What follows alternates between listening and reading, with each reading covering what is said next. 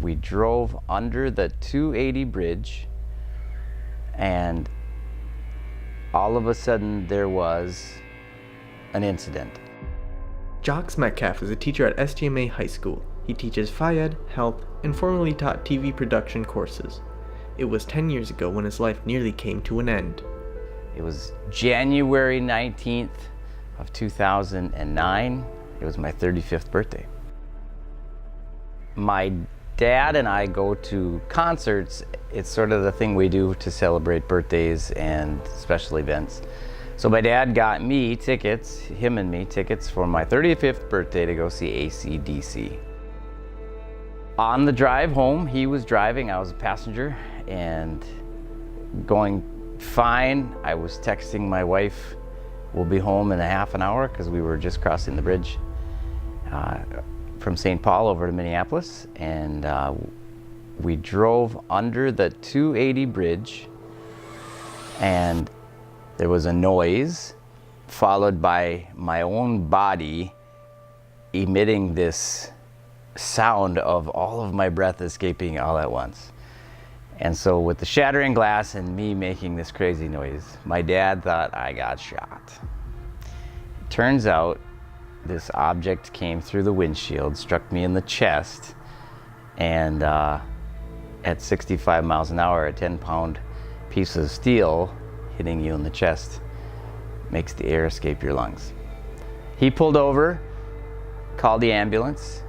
I realized I was still alive. I felt the spot where it hit me on the chest after I got my breath back. And I saw that there was no hole. And I went, sweet. I knew that I wasn't impaled. I knew that there was some damage because I could feel it. But I knew that I was gonna make it.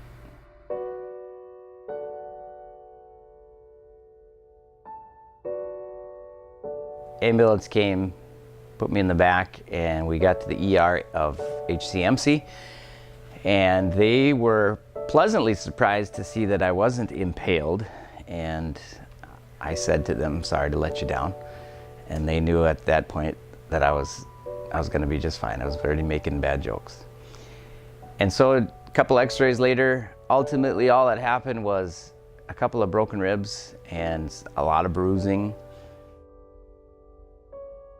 The doctor said a snap faster and it would have hit the top of my head, and a snap slower would have hit me in the stomach, and that would have been bad off. Or heaven forbid that my mom is riding in the car like she normally would have done, she would have been crushed. But how was Jox able to survive such an incident? One, where it struck me was on my right side instead of my left side, so my right side doesn't have my heart, left side has my heart. That might have been a bad deal. Two, I'd been working out, so my chest was a little bit thicker. And I also had a very thick Carhartt jacket on, which is kind of weird, because I don't always wear a jacket even in January. We're going to a concert, I don't know where I'd put it, so I wouldn't normally wear a jacket on a night like that. But tonight I had it, and who knows why.